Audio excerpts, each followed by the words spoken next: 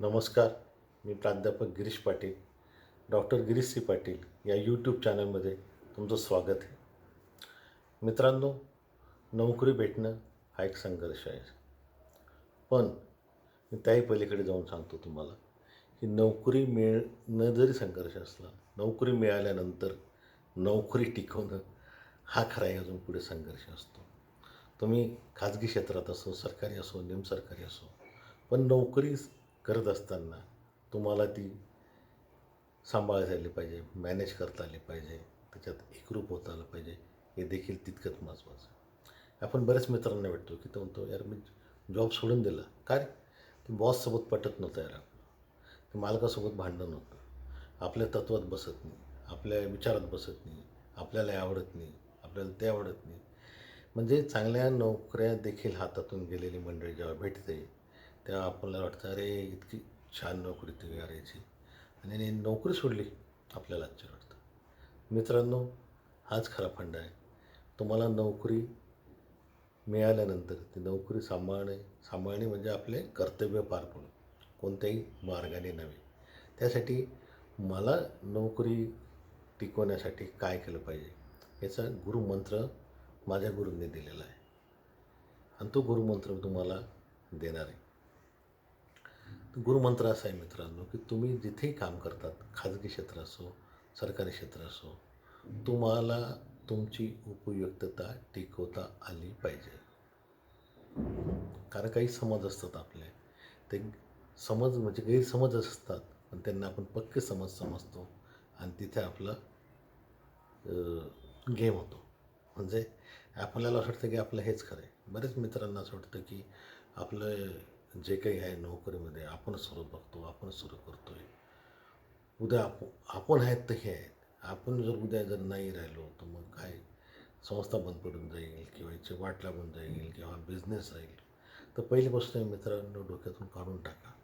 संस्था संस्था असते, आस्थापना असतो, सरकारी असो, खाजगी असो, ते कधीही बंद पडत नाही.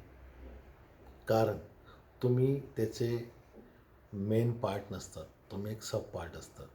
जसं मशिनरी असते, भली मोठी मशिनरी, मेकॅनिझम असतं. त्या मेकॅनिझममध्ये एक व्हील असतं मित्रांनो, आणि ते व्हीलवर सर्व चालतं, ही गोष्ट खरी असते. पण ते व्हील नसलं तर ते बंदच पडून जाईल असं काही नाही. ते रिपेअर होतं, ते पुन्हा सुरू होतं, त्याला खंड पडत नाही. पण बरेच जणांना असा समज असतो की मी इतकं काम करतो, माझ्यासारखं काम कोणीच करणार नाही आणि मी जर समजा सोडून गेलो तर यांचं फार वाट लागून जाईल. काही वाट लागत नाही. आपल्यासारखे, आपल्यापेक्षा चांगले, आपल्यापेक्षा उत्कृष्ट काम करणारे लोक बाहेर असतात. आपला हा मोठा गैरसमज असतो की माझ्यासारखा माणूस यांना भेटणारच नाही. भेटतात. हे डोक्यातून काढलं तर आपण त्या जे काम करतो त्याच्यामध्ये आपलं एकरूपता, समरूपता होते. कारण की काय असतं की आपल्याला असं वाटतं की मी इतकं करतो, मी डमक करतो, मी इतकं, तसं काहीच नव्हतं. महत्त्वाचं करत असताना तुम्हाला जे तुम्ही काम करता, साधन सोपं फंड आहे. तुम्ही जे काही पगार घेतात त्या पगारापेक्षा तुम्हाला जास्त काम करण्याची तयारी ठेवलीच पाहिजे. कारण तुम्ही जर ते कॅल्क्युलेशन करत बसाल, एवढं पगारात इतकं काम, तर ते कॅल्क्युलेशन जमत नाही मित्रांनो. याच कामामध्ये असताना प्रामाणिकता, तुमची सचोटी हीच महत्त्वाची राहते तुमची. तुम्ही किती काम करतात, पगाराला अनुसरून करतात का नाही करतात, तो विषय नाही राहते ते. त्यासाठी महत्त्वाचा मंत्र म्हणजे तुम्ही तुमची उपयुक्तता टिकून ठेवली पाहिजे. म्हणजे काय, की तुम्ही काम जे करतात, जे जबाबदारी घेतात, जे कामं पार पडतात, त्या कामाच्या बाबतीत तुम्ही जर प्रामाणिकपणे केलं तर तुमची उपयुक्तता तिथे वाढते. तुमचा प्रामाणिकपणा तिथे प्रेझेंट होतो. आणि उद्या जर हा मनुष्य नसला तर आपल्याला पर्याय कोण, तर असं विचार करायला भाग पडलं पाहिजे. असं आपलं काम पाहिजे. उद्या हे नाही येत आलं तर आपण काय, तर तेवढं उपयुक्त तुमची जेवढी टिकून ठेवाल तेवढं तुमचं तिथलं लाईफ चांगलं असतं. उपयुक्तता म्हणजे काय, की माझं उपयुक्तता मूल्य, मी काय करू शकतो, मी कशा पद्धतीने करू शकतो, तर इतरांपेक्षा वर चढच पाहिजे. त्याला इतका पगार आहे, तो किरकोळ काम करतो, तर मला त्याच्यापेक्षा कमी पगार, तर इतकं कमी काम केलं पाहिजे, असं कॅल्क्युलेशन नाही राहत. तुम्हाला नेहमी बेटरपेक्षा बेटर म्हणजे चांगल्यापेक्षा चांगलंच काम केलं पाहिजे. आणि लक्षात घ्या मित्रांनो, काम हे कोणालाही पाहिजेच असतं. एका आस्थापनेमध्ये मला माझे सहकारी बोलले होते की तुम्ही फार लाडके आहेत मॅनेजमेंटचे. काय विषय होता की तुम्ही फार लाडके आहेत. म्हटलं लाडकं कोणीच राहत नाही मॅनेजमेंटचं. कारण की शेवटी आपली त्यांना उदाहरण दिलं होतं की सख्खी आई जरी असली तरी सख्खी आईला जेवढं काम करणारा नोकरीवाला मुलगा आवडतो, तसंच प्रत्येक जर आईला जर तो मुलगा आवडत असेल तर मॅनेजमेंटला पण तोच माणूस आवडेल ना मित्रांनो. जो काम करेल, जो चांगल्या प्रकारे प्रामाणिकपणे सचोटीने काम करेल तोच आवडेल वगैरे. त्यासाठी तुमची उपयुक्ता जे मूल्य आहे ते तुम्ही जोपासले पाहिजे. ज्या दिवशी तुमचं संस्थेला वाटेल की हा काहीच कामाचा नाही, याच्या व्यतिरिक्त आपलं काम भागू शकतं किंवा याच्या ठिकाणी आपण याच्यापेक्षा कमी पगारामध्ये मनुष्य घेऊ शकतो, त्या दिवशी तुमची तिथली उपयुक्तता मूल्य कमी झालेलं असतं आणि तुमची उचल मागणी होते. तुमची उचल मागणी करताना कोणत्याही प्रकारचं कन्फ्यूज नाही राहत मॅनेजमेंट. तर कोई बात नाही, दुसरा बंदा आ जाएगा. तर सांगायचं तात्पर्य काय की तुमचं उपयोगिता मूल्य फार महत्त्वाचं आहे. ते करत असताना तुम्ही तुमच्या नोकरीच्या ठिकाणी जे सहकाऱ्यांसोबत कोणत्याही गॉसिप, कोणत्याही अफवांमध्ये, कोणत्याही याच्यामध्ये चर्चांमध्ये सहभागी होऊ नका. कारण की काय असतं, तुम्ही जेव्हा टी टाईममध्ये जेवणाच्या टायमिंगमध्ये गप्पा मारतात, तुम्हाला असं वाटतं मित्रांनो की हा मित्र फार जवळचा आहे माझा, हा मॅनेजमेंटच्या विरोधात बोलतो, आपण पण बोललं पाहिजे, हा मित्र. सांगायचं साधन सोपं तात्पर्य म्हणजे तुम्ही कोणत्याही व्यक्तीविषयी त्याच्या अपरोक्ष काही प्रतिक्रिया देऊ नका. जीवनात पण लक्षात ठेवा. कारण कोण कोणाचं शत्रू नसतं, कोण कोणाचा मित्र नसतं. प्रत्येकाचे हितसंबंध बदलत असतात ना, आणि ते कधी जुळतील कधी तुटतील काही सांगता येत नाही. त्याच्यामुळे जर तुम्हाला नोकरीच्या ठिकाणी जर मित्र कंपनी असेल तर आनंदाचीच गोष्ट ती ठेवलीच पाहिजे. पण आपल्या मित्रांकडे कोणत्याही आपल्या मॅनेजमेंटविषयी, आपल्या संस्थेविषयी अपशब्द म्हणा किंवा त्याच्या नकारात्मक भूमिका कधीच मांडू नका. कारण कोण तुमच्याविषयी तुम्ही स्वाभाविकपणे बोलाल नॅचरली की नाही बाबा, असं तुमचं सच जे मनात आहे ते तुमचं ओठात येईल, ओठातलं तुमचं बोलण्यात येईल आणि बोलण्यातलं काढलं जाईल. म्हणजे तुम्ही एका बाजूला प्रामाणिकपणे काम कराल आणि दुसऱ्या बाजूला तुमचं नकारात्मक फीडबॅक मॅनेजमेंटकडे त्या आस्थापनेकडे जाईल. त्यासाठी तुम्ही टी टाईममध्ये जेवणाच्या वेळेमध्ये कुठेही आपल्या सहकाऱ्यांसोबत तुम्हाला किती मनातलं वाटत असेल काही असलं तर जे काही अनुभव, कटू अनुभव शेअर करू नका. करायचे असतील तर चांगलेच अनुभव करा.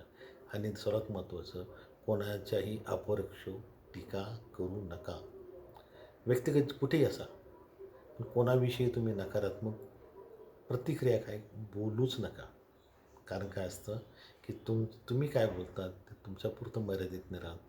तो जो काही हे प्रसारण आहे त्या ह्याचं, तुमच्या भूमिकेचं, तुमच्या प्रतिक्रियांचं, तुमच्या मतांचं, ते सगळीकडे होतं आणि त्याविषयी आणि त्या प्रतिक्रियांवरून तुमची प्रतिमा तयार होते की नाही बाबा, तो पाटील आहे ना असंच असतं बरं का, तो गप्पा मारत असतो, याला नाव ठेवतो त्याला नाव ठेवतो. त्याच्यासाठी मूलमंत्र हाच आहे की तुम्हाला जो काही जे काही सॅलिब्रेशन मित्रांनो एक ते तुम्ही हे करा. आणि एक महत्त्वाचं म्हणजे तुम्ही जर समजा दिवसाला ₹500 आपलं ₹500 आता किरकोळ झाल्यात वगैरे 2,000 3,000 जो काही तुमचा दिवसाचा असेल, तुमचे जे काही 8 तास आहे, 7 तास आहे, 5 तास आहे, ते तुमचे मालकांनी मॅनेजमेंटने विकत घेतलेले असतात आणि त्या वेळेला त्यांनी आपलं वेळ विकत घेतलेला असतो. पगार देतात म्हणजे काय, की आपला वेळ विकत घेतलेले असतात. त्या वेळ विकत घेतलेल्याचे ते पगार आपल्याला देतात आणि त्यावेळेस तुम्हाला कामं करायची असतात. माझं आता मग ते इतकं तास घेतात, तितके तास काम करतात, हे काढून टाका. एक तर पहिली गोष्ट म्हणजे तुम्हाला जर ह्या गोष्टी आवडत नसतील, नोकरी असा प्रकार आहे, तुम्हाला जर हा प्रकार आवडत नसेल की कोणाच्या हाताखाली काम करायचं, कोणाचं ऐकायचं, बॉसगिरी सहन करायची, हे नको ते नको, नोकरीपेक्षा मग व्यवसाय करा. व्यवसायामध्ये तुम्हाला कोणी मालक नाही, कोणी तुमची बोचगिरी नाही, काही नाही वगैरे.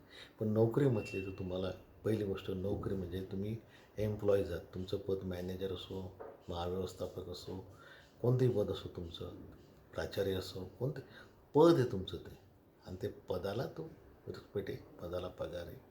त्याच्यामुळे तुम्ही जर म्हणत असेल की माझं अशा पद्धतीने मला रुबाब करता आला पाहिजे, तसं काही नाही. तुम्हाला ते पद असतं, त्यातपुरतं ते पद असतं, त्या पदाला सन्मान असतं, त्या पदालाच तुमचं पगार असतो. त्याप्रमाणे तुम्ही वागलं पाहिजे, प्रामाणिकपणा, सचोटीने काम केलं पाहिजे, निष्ठावंत राहिलं पाहिजे. आणि हे तुम्ही कुठेही काम करा, कुठेही राहा, हे गुण तुम्हाला कामातच पडतील. ज्या दिवशी तुम्हाला असं वाटेल की माझ्याशिवाय काहीच होत नाही, तर तो गैरसमज काढून टाका. दुसरी गोष्ट, मित्रांच्या चर्चांमध्ये भाग घेऊ नका, नकारात्मक प्रतिक्रिया देऊ नका. कोणत्याही प्रकारचं तुम्हाला जर नाही वाटलं की आपल्याला नाही पॉसिबल इथं नोकरी करणं, तर नक्कीच त्याचा पर्यायी विचार करा.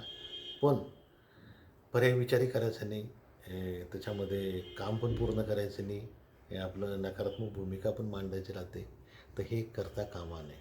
त्यासाठी ही काळजी घ्या की तुम्ही गुरुमंत्र म्हटलं म्हणजे मला जो मिळाला तेच मी सांगतो.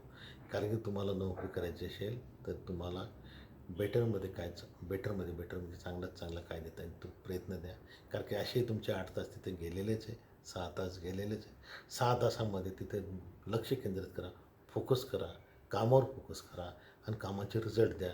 मित्रांनो, कोणालाही रिझल्ट पाहिजे असतात. तुमचे प्रयत्न किती केले, तुम्ही किती आहे ते काही महत्त्वाचं नाही. त्याच्यासाठी रिझल्ट द्या तुम्ही. काय, कारण की आपण म्हणतो ना, क्वालिटी ओरिएंटेड काम पाहिजे असतं कोणालाही. घरात असो, बाहेर असो, कुठे ते ओरिएंटेड काम करा. नक्कीच मॅनेजमेंट तुमचा विचार करेल आणि ते विचार जेव्हा करतील तेव्हा ते तुम्हाला काढण्याविषयी कधीच विचार करणार नाही. नक्कीच तुमच्या कामाचा आदर केला जातो आणि मला तरी अनुभव आहे, आपण प्रामाणिक काम केलं, नक्कीच त्याचा आदर केला जातो. त्याचं फळ आपल्याला नक्की मिळतं, त्याबद्दल वाद नाही. हेच सांगायचं होतं. धन्यवाद. थँक्यू.